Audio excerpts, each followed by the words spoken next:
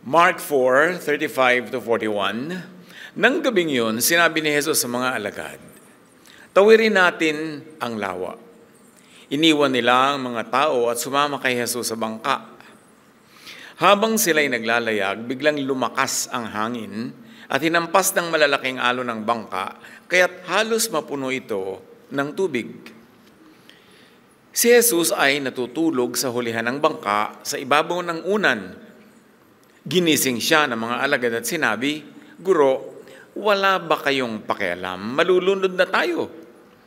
Bumangon si Jesus, sinaway ang hangin at sinabi sa lawa, tahimik, tumigil ka. Tumigil nga ang hangin at nagkaroon ng ganap na katahimikan. Pagkatapos ay sinabi niya sa kanila, bakit kayo natatakot? Wala pa ba kayong pananampalataya? Ang bagyo, anatomy of fear. Panginoon, kayo po ang siyang mangusap. Turuan niyo kaming humalaw ng mga katuruan, mga leksyon sa buhay, sa kasaysayang itong aming binabalik-balikan at hindi maubus-ubusan ng leksyon para sa amin. Kayo po ang magpaliwanag at gabayan niyo kami upang lalo naming kapulutan ng mga maghahalagang aral ang kasaysayang ito. Sa ngalan ng aming Panginoong Hesus at iyong anak, ito po ang aming dalangin. Mark 4:35 to 48, matapos ang kanilang mga gawain, sabi ni Jesus, let's cross to the east side. Hindi naman sinabi niyang, let's sink to the bottom. Sa simula pa lang, sinabi na niya, magiging ending ng kanilang biyahe na yon. Sabi niya, let's cross to the other side. A storm struck, the boat was about to sink, and Jesus was asleep in the back of the boat, his head on a pillow. He was a vision of serenity, of peace and rest, in spite of what was happening in the weather. In scientific terms, he was a model of neurocoherence, meaning the brain and the heart are in rhythm, magkatugma, na ang resulta, kapayapaan, katahimikan, katiwasayan. Sa mga pag-aaral ng neurology, ng psychology, na-analyze nila kung ano ang nagdudulot ng kapayapaan. And this is one scientific explanation, one of the many possible explanations why Jesus was at peace. In general, and the important thing was, Jesus was in deep calm. Kahit na ligalig na yung kalooban ng mga disciples. And more appreciation through the additional lenses of cognitive science, psychology, and even quantum physics could be enjoyed when we look at the miracles, when we look at the deeds, the outstanding deeds of Jesus. Sa heart-brain science, sinasabi, in calm states, the heart sends stable electrical patterns to the brain, resulting in increased clarity, creativity, and empathy. And all of these truths are already clinically useful, being used by psychiatrists, by psychologists, by clinicians to pacify people, to bring them at ease, especially those who are having panic attacks, those who are being anxious and stressful. Meanwhile, sinabi sa Isaiah 26:3, you will keep in perfect peace those whose minds are steadfast because they trust in you. A very spiritual presentation of what we have just discussed clinically. That there is this agreement between the heart and the brain, and so the body is at peace. Tiwasay si Jesus in tune with the Heavenly Father, hindi in tune with the earthly weather. Pagkalagi ka lamang na in tune with the earthly weather, syempre up and down ang iyong emotion, up and down ang iyong kapayapaan or lack of it, dahil paiba-iba ang panahon. Jesus was aligned with the heavenly frequency and energy. Call it the power of heaven. Jesus was positioned to command, to recreate earthly physical realities. Why? Because sa loob siya ay matining. Payapa, tahimik, kalmado, steady ang kanyang kalooban, kaya kaya niya ring patahimikin at payapain ang labas galing sa kapangyarihan na nasa loob. Spiritually, this is explained, and now even through the use of science and even quantum physics, this could be better appreciated. In quantum terms, Jesus resonated with the heavenly creative source. So physical reality responded in order. Sa ating paghahangad, sa ating pagtatangka na lalo pang maunawa ang mga hiwaga na tinatawag, ay ating ngayong sinasanggunian ang mga available knowledge, the technology, science, and advances in research make available to us. Walang naiiba, lumilinaw lang yung dating puro hiwaga lang at hindi maipaliwanag. Jesus tells believers that they could do the same if they believed, if they received heaven's power. Nakakapagtaka kasi, bakit sabi ni Jesus, ito mga ginawa ko, magagawa nyo, mahihigatan nyo pa. Paano yung mechanics? How can that happen? How can that be done? At atin ngayong sinisikap magkaroon man lang kahit konting siwang ng liwanag para mas maunawa natin yung mechanics, how the believers could be enabled. Thankfully, the sciences are giving us more tools to understand the mechanics. Sabi ng Mark 11:23, truly I tell you, if anyone says to this mountain, go, throw yourself into the sea, tulad ng sinabi ni Jesus doon sa bagyo, tumahimik ka. Pareho lang yon, inuutusan yung kalikasan. And does not doubt in their heart, but believes that what they say will happen, it will be done for them. Alam ng lahat na sinabi to ni Jesus. Alam ng lahat na yung tinutukoy ni Jesus na yun ay hindi isang bugtong, kundi isang katotohanan. Pero paano yun ma-operationalize? Sabi niya, kung nananalig kayo, hindi kayo natitinag ng alinlangan o pagdududa, utusan niyo ang bundok na yan na tumalon sa dagat at gagawin niya. So maniniwala ba tayo doon? And at the same time, hindi naman tayo maniniwalang kaya natin gawin? Paano nangyayari ang mga bagay na ito? John 14:12, whoever believes in me will do the works I have been doing, and they will do even greater things than this. Ang laki ng homework natin, ang laki pa ng assignment, kasi ang dami-dami pang ginawa ni Jesus na ni kalingkingan na hindi natin nagagawa. Pero sabi niya, you will do even greater things than this. In other words, napakarami pang dapat malaman para matupad ang ganitong mga pangyayari na magdudulot sa atin ng kapayapaan, kapangyarihang spiritual over physical matter. Mark 4:38, his disciples woke him and said, Teacher, don't you care that we are about to drown? Habang payapa yung loob ni Jesus, sila naman gulong-gulong ang kalooban at takot na takot. At understandable naman, dahil talagang sinisiklot-siklot ng alon yung kanilang bangka, halos mapuno na ng tubig ang kanilang bangka sa dami ng pumapasok at tumatalsik na tubig. Siyempre, ang natural na mangyayari kung hindi ito matigil ay lulubog na sila. Let's take a look at the neuroscience and psychology of fear. The sciences, the knowledge, all belong to God. And the more we know and use them, the more we will understand how to do godly things. Fear narrows attention to perceived threats. Kumikitid ang paningin ng natatakot at ang natititigan lang niya ay yung kinatatakutan at nadadagdagan pa yon ng kanyang guni-guni. Fear magnifies perception of danger. Na-focus na lang sila sa drowning. Kita nyo, dahil sila'y natatakot, nawaglit sa kanilang diwa, ang sabi ni Jesus, let's cross to the other side.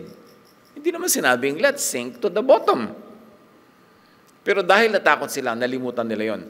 Ang taong pinagaharian ng takot ay maraming nalilimot. Unang-unang nalilimutan yung mga pangako ng Diyos.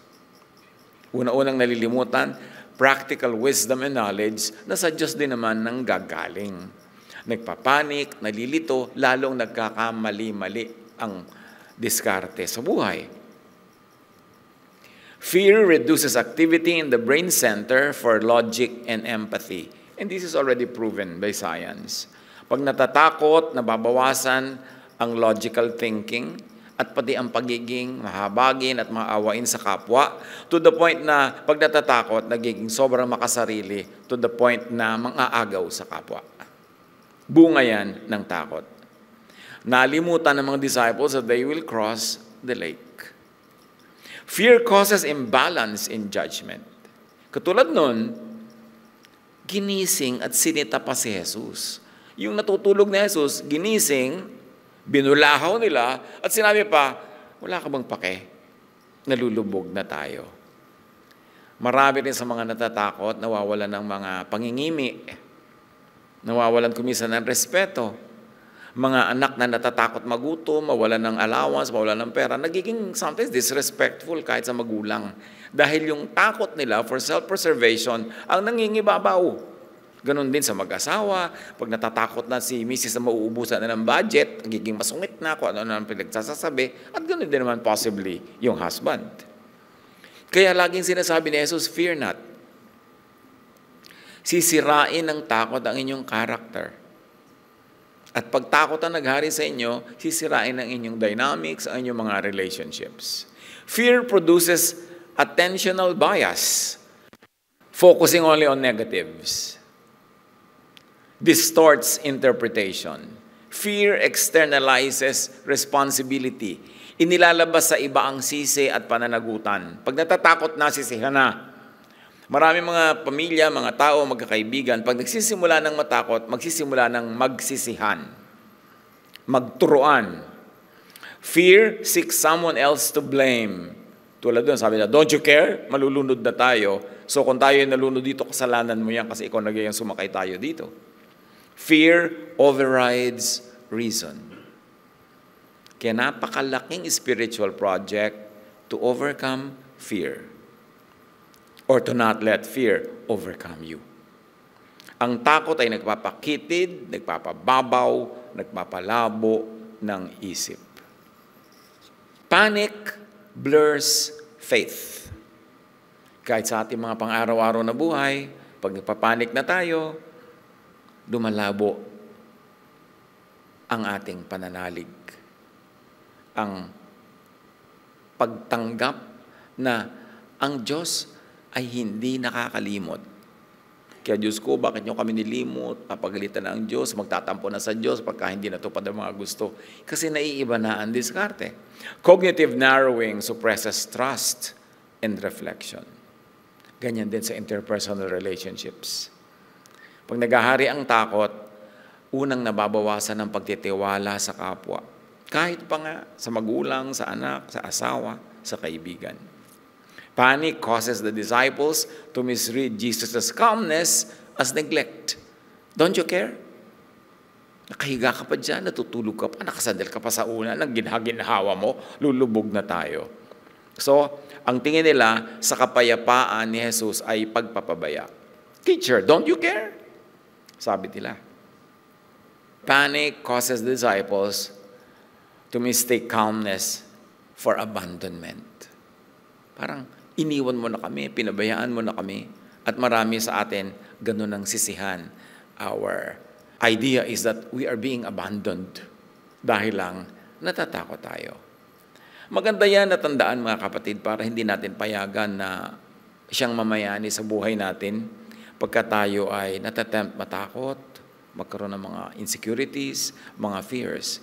Kasi lalong papangit ang samahan ng mga tao, lalong hindi masasolve yung mga dapat ay masolve. Mark 4:39, Jesus got up and ordered the wind and the waves to be quiet. The wind stopped. Gasgas na kasi tayo sa kwentong ito eh. So hindi na natin sobrang na-appreciate. Imagine, the wind stopped. And everything was calm. Now, what are the Jesus' principles for inner peace that could be derived from this episode? Awareness before control.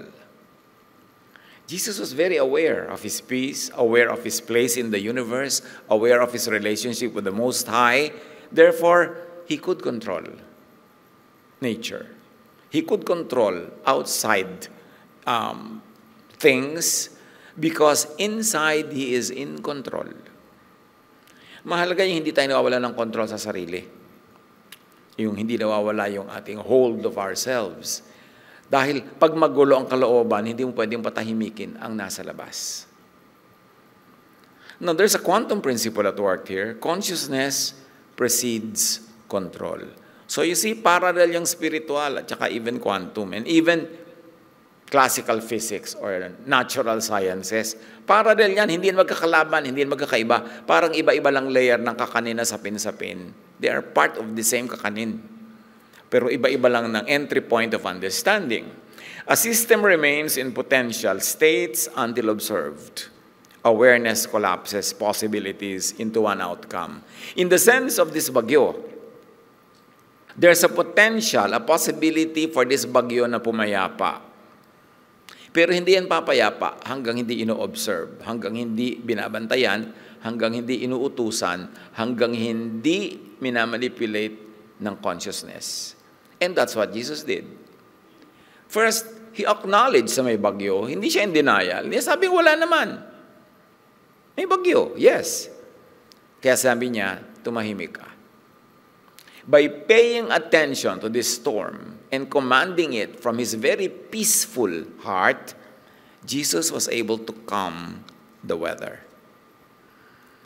Wala tayong pwedeng baguhin kung hindi muna natin siya tatanggapin na nandun, pagkatapos ay o-observe. Sa quantum, tawag doon observation. Maybe other terminologies that could be used is binantayan mo, inutusan mo, minanipulate mo, or ipinag-pray mo, ipinag-fast mo. Kaya pwede mo i-quantum ang prayer eh. Bakit may mga prayer na hindi tumatalab? Kasi prayer lang ng bibig. Prayer lang ng utak, pero hindi talaga galing sa loob. Yung nagpe-pray ka, pero hindi ka talaga naniniwala. Diyos ko, pagalingin niyo po nanay ko. Parang hindi naman siya gagaling, pero pagalingin niyo rin po, baka sakali. Hindi mo makakwantum yan. Hindi mo yan ma-observe. Kasi dapat yung kalooban mo at yung nasa labas, dapat agree. At yung isip mo at damdamin mo at puso mo, one line, magkaka-agree. Pagka nag-align yan, bubukas yung tinatawag natin na Goldilocks moment, na nakabukas lahat ng pitong tapat-tapat, pagdaan ng prayer mo, pasok.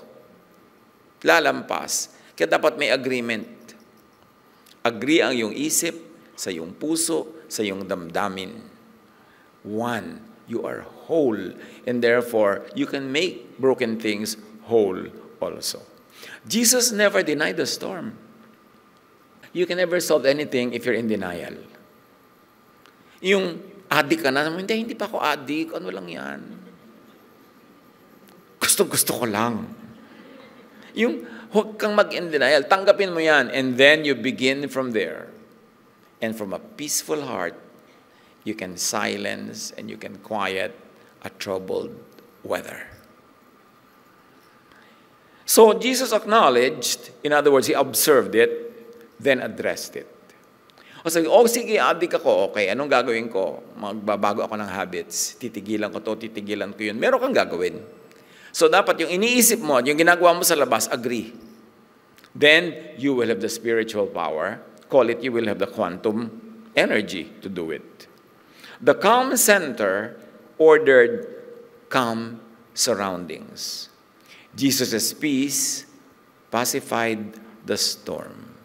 Bakit hindi napatahimik ng mga disciples? Surely, prayerful yung mga yan. Siguro pa, in Jesus' name, tumahimik ka. Pero actually, ang gulo-gulo ng kalooban mo, tapos gagamitin mo yung pangalan ni Jesus, nagpapanik ka. No, you cannot order peace from a troubled heart. Kaya iba, makikita mo yung prayer ng pray, yung Jesus' name, dinadaan sa sigaw, in Jesus' name. Pero wala talaga mangyari. Kasi ang paggamit ng pangalan na yan, dapat naka-align ka sa ibig sabihin ng pangalan na yan, which is peace, calm, love, serenity. Hindi magkatunggali.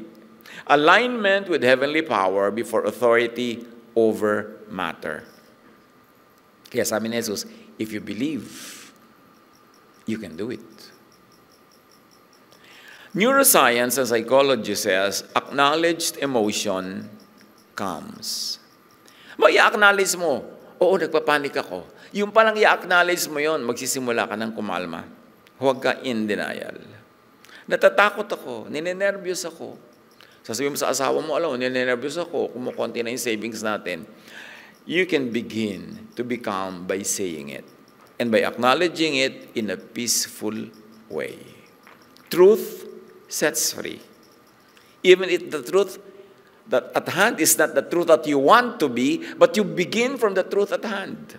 Kung ano yun, doon ka magsisimula. Ang anak natin talaga, slow learner. Acknowledge it. Huwag mo sasabihin, hindi pala kasi siya adjusted, blah, blah, blah, blah, blah, blah. I-acknowledge mo para masimulan mo siyang solvent. Conscious attention changes response pathways. Pag iniisip natin, tinatanggap, malinaw na ina-analyze, pati yung takbo ng utak natin naiiba. Napapa-align siya with what will bring about solution. What will align with the truth and the power of God. Philippians 4:6-7, do not be anxious about anything, and the peace of God will guard your hearts and minds. So again, do not be anxious. Doon ka magsisimula. Huwag mo sabihin, peace muna para mawala yung anxiety ko. No, do not be anxious. Gumawa ka ng paraan para ka makalma, tumahimik ka, at saka pa susunod yung peace. Huwag mong gawing kondisyon yung peace para ka kumalma. Kailangan turuan mo ang sarili mo to align with the peace of God. Kaya wonderful yung mga verses Lalong-lalo pag tatapunan mo siya ng ibang way to understand it, ibang susi, ibang tools to plumb the depths of God's words. When you use the social sciences, the physical sciences, lalo mo ma-appreciate yung mga verses na ito. Mark 4:40, Jesus asked His disciples, why were you afraid? Don't you have any faith? Jesus' principles for inner peace, authority comes from alignment with the Most High. Jesus spoke, tahimik, words that carried power because His heart remained quiet. Hindi ka pwede mag-utos sa tumahimik tas ikaw hindi tahimik. Para rin kuminsan mga magulang, tuturuan mo mga anak mo na, ganitong gawin mo pero ikaw iba'y ginagawa mo, hindi yan mag-work. Dapat aligned. Magkakasunod, parallel. If P, then Q. Dahil hindi mo sasalungatin ang sarili mong itinuturo with your actions. Hindi pwedeng do what I say, don't do what I do. It won't work. Dahil merong isang linya ang katotohanan na pag nagbukasan yung mga pinto niya sabay-sabay, kahit anong sibat ang padanin mo, lulusot, kasi bukas lahat sabay-sabay. Yan din ang tinatawag ko minsan na Goldilocks moment. When planets align and things happen, very, very interesting. Now, there's a quantum parallel. Nawa, huwag yung pagsawaan at lalo kayong ma-curious sa pag-aaral ng mga physics.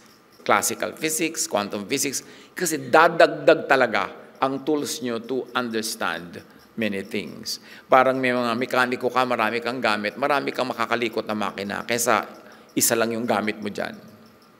A strong field stabilizes weaker vibrations. Yan ang sinasabi ng quantum science. Pag meron kang strong field, ma-stabilize mo yung mga ibang vibration dyan na weaker than your peace. In other words, the calm observer influences chaos into order. Kaya napakalaking gift sa isang pamilya, sa isang grupo, sa isang community na may mga taong kalmado. Kasi yung calm nila can quiet the noise around. Ma-overcome yun ng ganong spiritual power. John 5:19, the Son can do nothing by Himself. He does only what He sees the Father doing. So merong source. Merong source yung ganong power. And even the Son says it comes from the Father. Tayo naman, it comes from Jesus, which comes from the Father. May source. In neuroscience and psychology rather, coherence refers to harmony between heart rhythm, breath, and brain activity. Kaya kasama sa therapy ang breathing.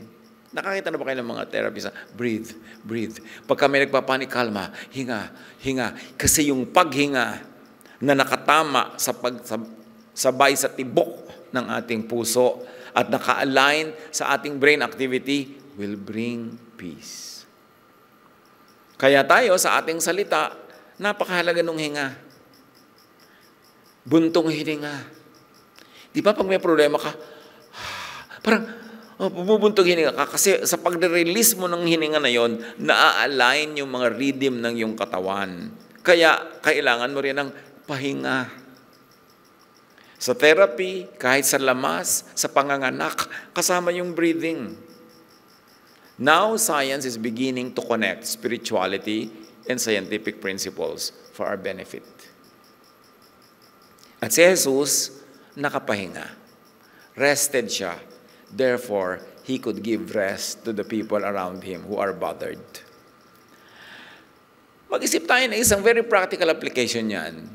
Ministry natin magpahinga. Para pag tayo'y payapa, pwede tayong daluyan ng kapayapaan tungo sa ibang naguguluhan. Member ka ng family, duty mo ring magpahinga para hindi ka laging ngarag, tapos laging mainit ang ulo mo, lagi kang galit, gulo ang dinadala mo sa dynamics. Kailangan merong nagpapahinga.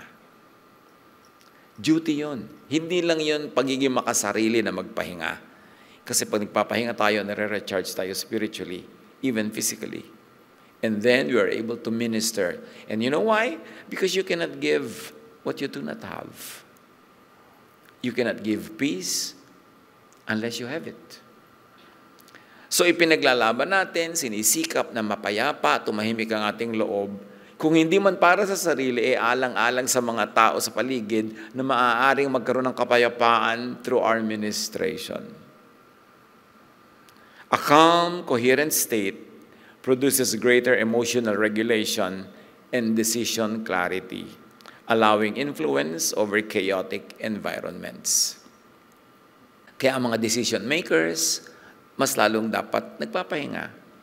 Nagtataka ba kayo kung bakit ang mga executive ng mga maraming company ay maraming privileges, magbakasyon, mag-golf, mag-member ng mga health club, kung ano-ano. Aside from, baka sila ang nagbigay sa kanila ng sariling privilege sa yon, may ibang purpose pa yon. Kasi ang mga decision makers, mas payapa, mas tahimik, mas makakagawa sila ng mabuti para sa lahat dahil sila ang decision maker. Kaya hinahayaan natin sila magpahinga, mag-rest, basta meron silang trabaho at may production. Importante yon. Pagka ang mga head of the family, sobrang pagod na pagod, laging ngarag na garag, laging nalilito, ano ang pangunguna na gagawin nila sa kanilang mga pamilya? Kaya nung araw, yung mga matatanda natin, sa mga bahay nung araw, may mga balkon, tapos may silyon, yung rocking chair, yung tomba-tomba, yung mga matatanda, lagi nangunguya-ko, uugoy-ugoy, nare-relax sila noon. Pag nagbigay sila ng mga salita, puro katalinuhan, puro mga magaganda, kasi kalmado. Merong psychology ang even pagduduyan at paglangoy. Lahat yan, magkakakonekta ang katawan, ang espiritu, ang kaluluwa. In Scripture, Jesus' authority arose from perfect alignment. His inner peace reflected His oneness with the Father, which John 14:10 essays. Calm, centered consciousness can stabilize disordered energies. Kaya kung kayo may family member, kaibigan o workmate na napapansin nyo lagi siyang disoriented, laging disaligned, laging diskarel, laging gulo-gulo, mas sikapin nyo maging payapa para kayo ang daluyan ng kapayapaan patungo sa Kanya. Pag nakausap nyo, napayuhan o nakasabay nyo man lang magkape, dadaloy ang kapayapaan nyo. Hindi pwedeng hindi yun dumaloy kasi magkakaroon ng osmosis. The movement of something, of energy, from a point of high saturation to a point of low saturation. Lilipat at lilipat at lilipat yon. Ang tanong, anong inililipat natin sa ating kapwa? Baka naman, ang tahimik niya, nung nakatabi kayo, nagulo. Ang lumipat, na kuryente siya ng mga kuryente natin. Meron tayong pananagutan sa isa't isa. Imagine what one member's calm could do to a magulong pamilya or group. A strong field stabilizes weaker vibrations. Imagine what one person's inner strength could do to many weak people around. The calm observer influences chaos into order. In other words, the peace of Jesus empowers His word and calms the storm. Ganun ba tayo? Yung ating kapayapaan will calm the storm around us. Kaya hindi natin dapat pinupuno every waking hour with activity. Kailangan may pauses, may quiet time, may quiet moment para tayo kalmado. A calm person quiets a troubled room just by entering it. Mararamdaman nyo yun. If a person is spiritually powerful and charged, pumapasok pa lang sa room, napapayapa na yung mga energies doon. Meron man baligtad. Pagpasok niya, nakuryente ang lahat. Dahil yung energy niya napaka-negative. So dapat yan talaga sinusuri. Mark 4:41, now they were more afraid than ever. Sabi ni Jesus kasi, tumahimik nga yung bagyo. Tapos sabi niya, wala pa ba kayong pananalig? Now they were more afraid than ever and said to each other, who is this? Even the wind and the waves obey him. But the point is this, not who is he, but who are we by the power of Jesus? Sabi ni Jesus, all these things I did, you can do. If only you believe. Kaya yun ang homework. How to develop this faith to the point that you can move mountains. O kahit mga, kung ano-ano lang yung mga maliliit na bagay muna sa simula. And hindi lang yan physical, metaphorical din yan. Napakaraming parang imposible na magiging posible pag tayo'y pinaghaharian ng kapayapaan ni Jesus. Now, itong ating paulit-ulit na binabasang kwentong ito, this is not just a story of the weather. It's a story of the mind. The mind ng disciples at mind ni Jesus. So parang may bagyo. Pero ang tunay na kwento ay yung bagyo sa loob ng utak ng mga disciples at yung calm weather sa loob ng puso ni Jesus. Yun ang tunay na kwento. Nasa labas, sa tubig at sa hangin ng bagyo. Pero nasa loob, sa puso, sa isip, based on the senses, ang takot. Pwedeng bumabagyo sa labas, sa ilalim ng bangka, sa paligid ng bangka, pero hindi ka matakot sa loob. Kasi iba yung loob mo sa labas. At ipinakita yun ni Jesus, pwedeng may bagyo na tulog ka. Pwedeng takot ang lahat, pero hindi ka takot. Pwedeng nakakatakot ang labas, pero hindi ka natatakot. So it's only a matter of, where is your heart? What is the situation of your mind? So it's not the presence of danger that should affect you, but the presence of God. It's not the absence of danger that should make you peaceful, but the presence of the Spirit of the Lord in your heart. Dapat nating i-define, mga kapatid, yung loob at labas. Okay, ito ang nangyayari sa labas, pero ikaw ang pwedeng kumontrol ng nangyayari sa loob. Okay, inaaway ka ng kapitbahay mo, nasa labas yun eh. Pero ano ang nangyayari sa loob mo? Magagalit ka rin ba? Papayag ka ba? Makikipag-away ka ba? Tinutukso ka, tinetempt ka, niyayaya ka, nasa labas yun. Pero ang kwento is, anong nasa loob mo? Kasi pag hindi mo pinayagan yun sa loob mo, hindi yun papasok. Hanggang labas lang yun. Because binigyan tayo ng Panginoon ng kapangyarihan to be in control of our spirit. Kaya lang yung iba, they abandon the control, they give it up, kaya mukhang wala silang control. Pero meron. Ipinangako yun. You exercise that power. Okay, may temptation sa labas. Nasa labas yun. Hindi yun pwedeng pumasok pag hindi mo papapasukin. Tulad nung bagyo, hindi naman pumasok sa puso at loob ni Jesus. Fear is a reaction. A chosen reaction. Pwedeng pumili ng ibang reactions. Pwedeng mag-react differently.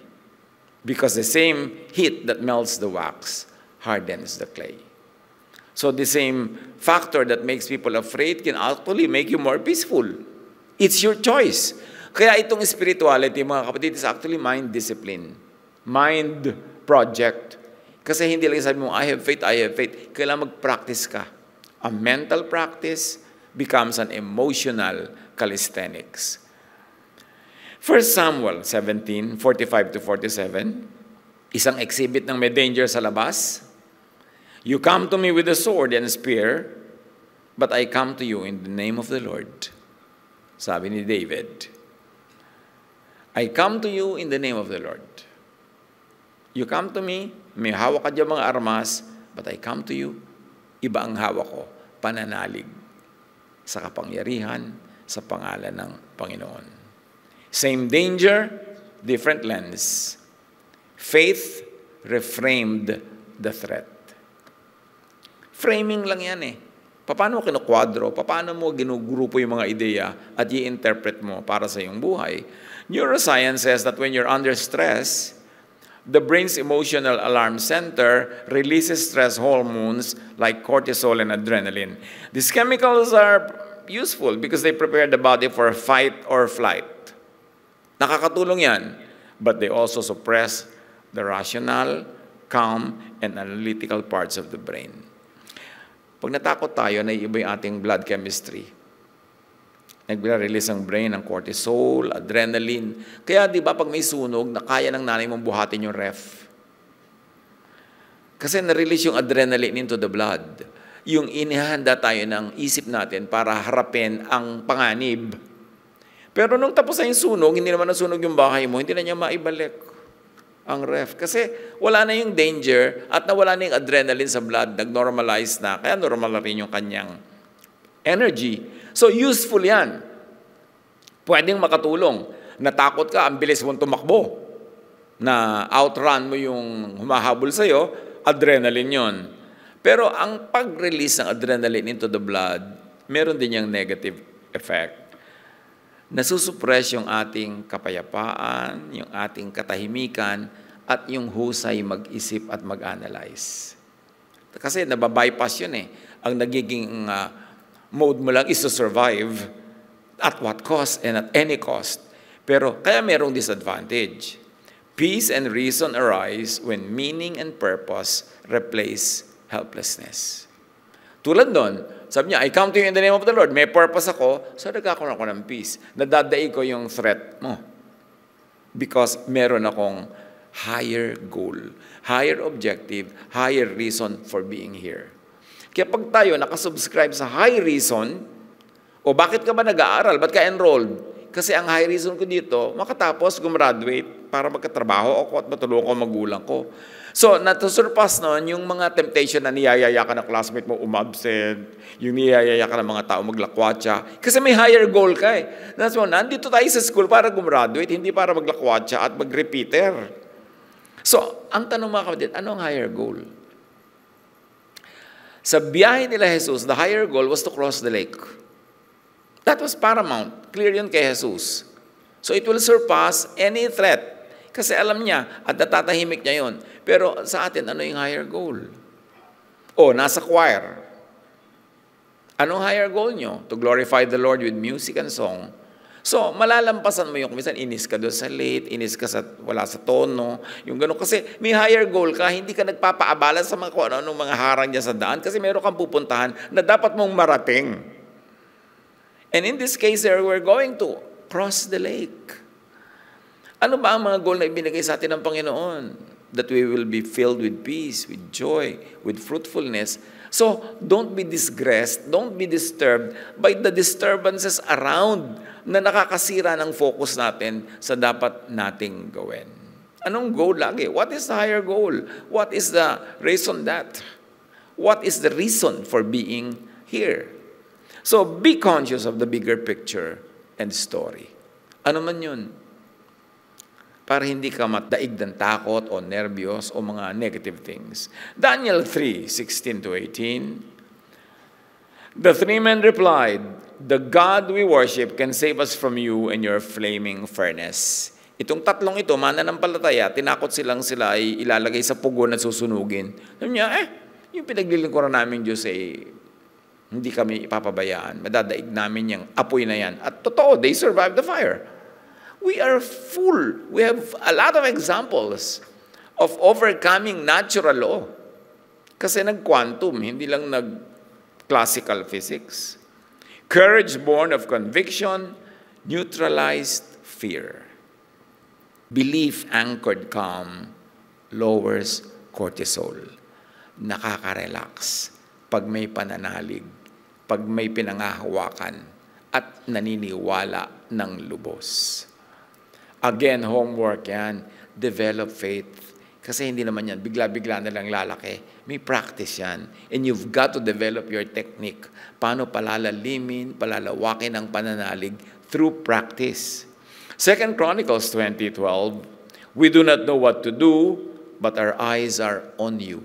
Sabi nila, hindi namin alam ang gagawin, pero sa iyo kami nakatitig, O Diyos, at sa iyo kami kukuha ng cue what to do. Focus replaces panic. What the mind fixes on magnifies. Attention determines emotional state. Sabi na naman ng neuroscience. Kung ano ang tinititigan mo, yun ang lalaki sa iyong pananaw. At kung ano ang iyong pinapansin, yun ang magbibigay sa iyo ng anumang emosyon.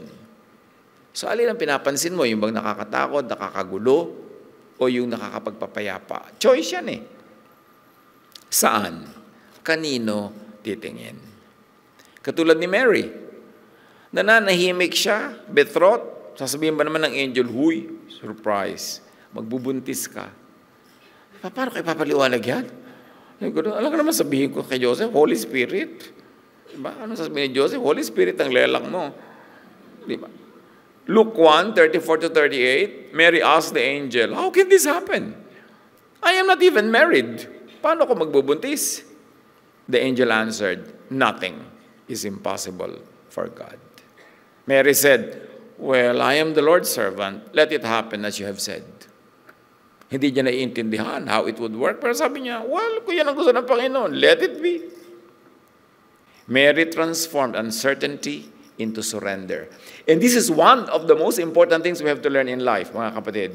There are things, powers, that we simply have to surrender to, especially if you know that it is godly power.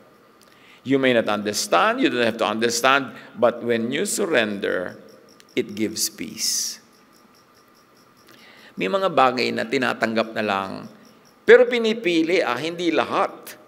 Pero may mga bagay na hindi mo naman mababago, nandiyan talaga, and you have a very high probability that it is God's will for you, tanggapin. Para ka mapayapa. Tigilan ang pakikipaglaban, pakikipagtunggali, dahil walang mangyayari. Kaya mga matatanda, lalo sa Laguna, may sinasabi sa hayain na. Surrender. Yun talagang, hindi ka na mabayad-bayaran ang utang nitong kumare mo, surrender. Anong gagawin mo? Aawayin mo siya, hahabulin mo araw-araw, hindi ka rin mabinabayaran. Mas matatahimik ka na, okay, surrender at ipa sa Diyos. Remember, hindi lahat sinasabi ipa sa Diyos, pero meron na alam mong mas may advantage na let go. Hayaan na. Surrender to it. Because acceptance activates calm. Peace follows consent. There are times na mas mahalaga yung peace kesa sa ano pa man. May kapatid ka ang gulo-gulo, inaagaw ang piano, na kulang-kulang na ng teklado dahil yun ang pinamana ng nanay mo. Hindi naman siya papayag na sa'yo mapunta. Peace follows consent. Sabi ko, sige sa'yo na. Doon ka matatahimik. Kasi may katahimikan na matatanggap mo lang sa pagpaparaya, sa pagbibigay. Kasi ayaw mong ibigay, hindi ka naman natatahimik. Ano ba talaga mahalaga sa'yo? Piano o peace? You've got to decide. Kaya sabi nga nila, hayain na. May mga ganon. Marerelax ka. Pag marunong ka mag-apply ng hayain na, siyempre, dapat may wisdom ang pag-apply niyan. Pero meron talagang sa pagsasabi mong hayain na, ikaw ang nag-benefit kasi magiging payapa ka. Matthew 26:39, not my will, but yours be done. Even Jesus did that. Sabi ni Jesus, Ama, sana huwag nila mangyari ito, lahat ng crucifixion na ito, lahat ng mga ito. Pero sabi niya, but then, not my will, but yours. Nag-surrender. May surrender na ginawa. Okay, let it be. And then, naging payapa siya. Up to his dying breath, payapa siya. Ipinapako siya, sabi niya, Father, forgive them for they know not what they do. Hindi siya naggalit, hindi niya sinisi yung pumapako sa kanya. Kasi somewhere along the line, tinanggap na niya na yung mangyayari, payapa siyang sumuko sa kalooban ng Ama, kaya all the way peaceful siya kahit anong pain ang nangyari. The disciples saw waves and panicked. The faithful see the same waves and anchor in divine presence. Faith is a decision made moment by moment. You cannot choose the storm, but you can choose the response. Hindi natin napipili ang lahat ng nangyayari sa buhay natin, pero napipili natin kung paano tayo magre-respond. Kung paano tayo magre-react. Yun, within our power. The lake is also our mind. Ang tahimik na isipan ay pwedeng guluhin at alalahanin, takot, guilt, pressure, doubt, etc. Nagsimula silang mamangkatahimik yung lake overnight or just over time, and very quickly na iba yung weather. Ganon din ang mind natin. Pwede ang tahitahimik, tapos biglang may kakaukaw, may gugulo, may takot, but how will you respond? Be in command of your spirit. Overthinking, sabi ng psychology, triggers fight or flight. The body acts as if in danger even when safe. Ang mga nag-overthink, yung over-worrier, kahit hindi sila in danger, yung body nila nakaposition as if they are facing danger. Therefore, sila is stressed. Therefore, nagre-release ng adrenaline, ng cortisol into their blood, which actually, in the long run, is harmful. Useful lang yun. Pag bigla kang kakainin ng leon, bigla ka napatakbo, may adrenaline ka. Pero yung lagi kang on adrenaline kahit wala namang danger, lagi kang nag-overthink, lahat na lang, pinoproblema mo, isip ka ng isip, actually, nagkakaroon ng cortisol ang blood mo. You are on a very defensive state, which is harmful to health. Peace is lost. You feel anxious or reactive. In this neurobiological moment when stress hijacks reason, the brain's chemistry literally changes how you think and see. Kaya pag overthinker ka, nagiging over-selosa ka din, nagiging masyado kang mapagbintang, yung you see ghost in every shadow, magkarami kang dahilan para matakot, para manggulo, nasisira kasi ang disposition. Proverbs 12:25, ang pag-alala ay nagpapabigat ng puso, ngunit ang mabuting salita ay nagpapasaya. So huwag laging mag-alala at huwag laging magbigay sa kapwa ng alalahanin. Yung nananahimik yung tao, nagkakape-kape, o kakape-kape ka dyan, may bagyo. Anong gagawin ko? Hindi ako magkakape dahil may bagyo. So, minsan meron tayong ganun nagugulo natin yung kapwa na hindi naman kailangan, yung hindi naman necessary, ginugulo mo yung tao, bihira-bihira na makaagaw ng oras ng katahimikan, guguluhin mo pa. Now, what is the Jesus remedy for this? Anong reseta niya? John 14:27, Peace I leave with you, my peace I give to you, do not let your hearts be troubled. So, it's a choice. Okay, ito nangyayari. Will I let this trouble me deep within, or I will just solve the outward events, but deep within I will remain calm? Yan ang sabi ni Jesus, I give you my peace, but it's for you to take it. Are you taking it or rejecting it? Faith realigns perception. Sabi ni Jesus, why are you so afraid? This is not condemnation, but recalibration. Sabi niya, ba't kayo natatakot? Hindi naman niya pinagalitan, hindi niya sinisi. Sabi niya, bakit kayo natatakot? At dahil itinanong niya yon, pwedeng reviewin ng mga disciples, oo nga ba, bakit nga ba kami natatakot samantalang si Jesus hindi natatakot? Di ba, dapat sa kanya tayo kumuha ng cue? Kung natakot na siya, di matakot na rin tayo, pero tahimik na tahimik siya. So bakit hindi tayo doon kumuha ng kapayapaan? 2 Timothy 1:7, For God has not given us a spirit of fear, but of power, love, and sound mind. Yun ang ibinigay. Yun ang tanggapin. Yun ang sauluhin. Access and use that power. Faith is not denial, it's tuning the receiver back to divine frequency.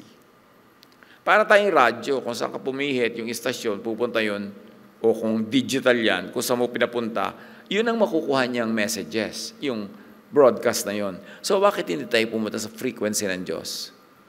Sa peace, sa love, sa quietude. Stillness is not inactivity. It is spiritual synchronization. Pag nananahimik ka, nagko-quiet time ka, quiet ka lang dyan, actually, nare-recalibrate mo yung espiritu mo para magtono, kumbaga sa radyo, na-fine-tune mo para doon ka sa istasyon ng Diyos mapatapat. Stillness is strength. Psalm 46:10, be still and know that I am God. Isaiah 30:15, in quietness and trust shall be your strength.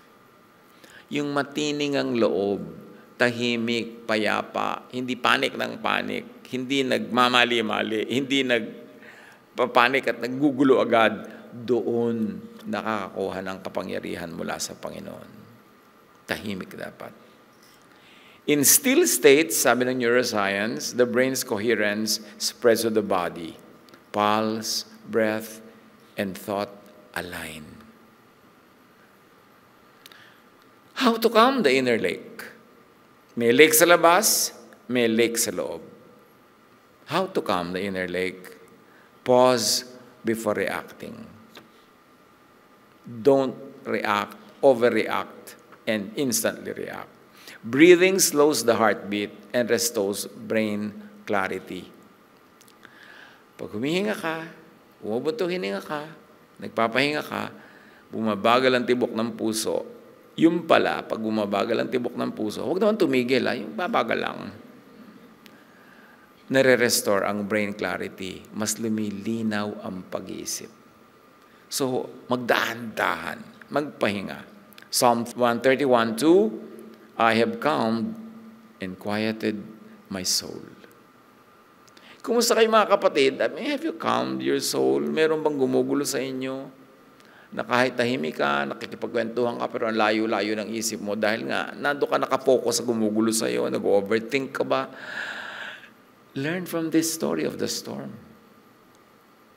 The peace of Jesus that calmed the storm is available to us to calm our storms. But believe and rest your body, quiet your nerves, so that the energy of heaven will flow into you. Hindi magpo-flow into you ang energy of heaven kung kayo parang static o kaya para kayo diyang grounded. Kailangan tahimik. Napakalaking pandaraya sa atin na lagi tayong ginugulo, ninenervyos, tinatakot, pinagmamadali. Kasi yon ay naging dahilan para hindi natin matanggap ang kapayapaan. And name the wind. What wind blows around you? Name it. Are you afraid of scarcity? Are you afraid of not having enough money to meet your obligations? Are you having fears about health, about sickness? Name it. Then acknowledge it and conquer it in the name of the Lord. Identify the emotion. Pwede mo sabihin, I'm angry. Sa mga psychologists, pinapa-encourage siya yung sabihin sa iyo, ano bang nararamdaman mo? Sabi ng counselor, I'm angry. Because when you acknowledge it and give it a name, that's the first step to controlling it, to putting it under control. Pwede mo sabihin, I am afraid. Pero pag in denial ka, natatakot ka, pero hindi ka nagpapahalata, kumukulo ang loob mo doon, pero payapa ka sa labas, magkaiba, hindi magkatugma, therefore walang magaganap na healing. Naming begins taming, sabi ng psychology. Labeling emotion decreases panic.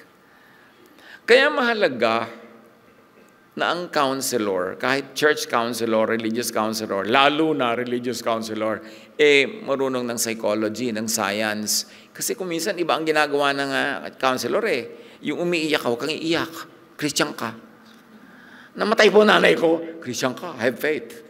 Ang ituturo sa'yo nitong si Kristiyana, denial.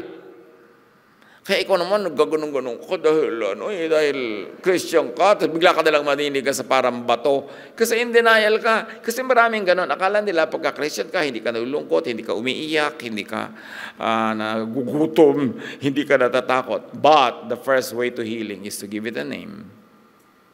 Kaya nung si Jesus, nung kaharap niya yung demoniac, sabi niya, what is your name? You've got to give it a name. Don't be in denial. So, pwede mo sabihin sa asawa mo, alam mo, nagsiselos ako. Nakakalong lang si kumare, nagsiselos ka na. Yung para yun lang. Give it a name. Nagsiselos ako, nagagalit ako. It's the beginning of solving it. Hindi ka kikibo, dadabog-dabog ka, pinipilas-pilas mo lahat yung mga papel dyan. Anong ginagawa mo? Wala. Pero in denial ka, walang masasolve. Kailangan, give it a name. That's why it's important for us, mga kapatid, to encourage a climate of safety, that you are a safe place and people can actually give names to their feelings, to their fears, at matutulungan mo sila. Hindi yung pag nandyan ka, iibahin nila kasi nakaka-discourage maging tapat o totoo in your presence. No, one of the greatest gifts that we could give to others is a safe place. That you are a safe place na pwede sila magtapat, magsabi, and give their issues a name. Recenter on the divine presence. Matthew 28:20, I am with you always. What does it mean? We've got to operationalize what it means because the verse has always been there, but does it give us the effect that it should be giving us? Presence dissolves panic. The presence of the Lord. Bisan tao lang nga, pag dumating yung tao, parang nasolve mo na yung problema. Kasi ganun talaga yung gift of presence. That's why we should be able to give that gift of presence to people. That when we walk into the room, calm reigns. Assurance happens. And people relax. Let Jesus speak peace into your narrative. Ang narrative ng mga tao, storm eh. Sabi ni Jesus, be quiet, storm. Allow the tone of His voice to become your heartbeat. When Jesus speaks, be still inside you. Your body, mind, and soul begin to obey. In fact, according to studies, ang ating mga body parts, even our cells, obey our thoughts. Proven yan. Eh yung thought, anong sinasabi mo sa katawan mo? Sinasabi mo bang matakot ka, nervousing ka, stress ka? Kasi our body parts obey our thoughts. Kaya mahalaga yung discipline of the mind. Huwag laging, wala tayong pera, kapos, kulang. Yung wow, ang laki ng bahay nyo, hindi, ang liit.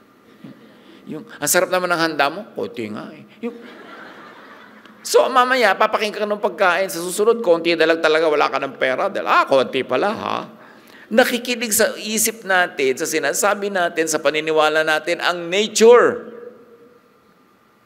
Kaya sa umagang-umaga pa lang, meron lang isang nalaglag na tasa, sabi mo, sira ng araw ko. Talaga, curse mo na yung buong araw mo dahil lang doon. Dahil susunod sa iyo yung araw. Papakinggan ka. Why?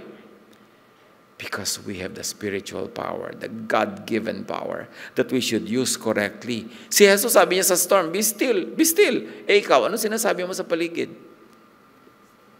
Kailangan bless. Bless your children. Bless everybody. Kasi susunod yan. And there was great calm. Sabi ng Mark 4:39. True calmness begins not when waves stop, but when fear stops interpreting every wave as disaster. Hindi lahat ng wave ay disaster. Stop interpreting that way. Hindi lahat ng mga pangarap mong hindi natupad, a curse, pwede yun na blessing. Kasi dapat pala talaga hindi matupad kasi kung sa kanun dadalhin. May mga parang kabiguan na actually pala ay tagumpay. Don't call every wave a disaster. Because when you do so, susundin ka, magiging disaster nga. Ito ang napakatagal ko nang ipinaggigiitan sa ating mga mananampalataya. How to operationalize the wonderful works of what we call miracles. How we can bend nature according to the will and power of God for us. How we can command matter to obey our spirit, our thought, and how we can even control our body, even our health, our well-being, by controlling our thoughts.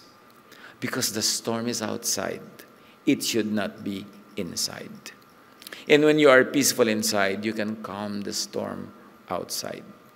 The sea will always move, but you can always rest because Jesus is in your boat and in your heart and in your mind.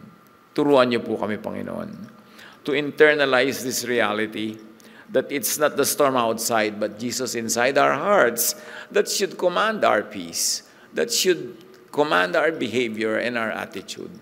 Ituro mo sa amin ang mga napakaraming magagandang bagay na pwedeng matutunan sa kwentong ito, especially when seen through the lenses of the sciences, through the lenses of other knowledges and other disciplines. Ipakita mo sa amin, Panginoon, that the Jesus on that boat that calmed the storm is the same Jesus inside our hearts that can calm the storms. Magbulay-bulay tayo, mga kapatid. Bigyan ng personal application ang napakagandang mga aral mula sa kwentong ito.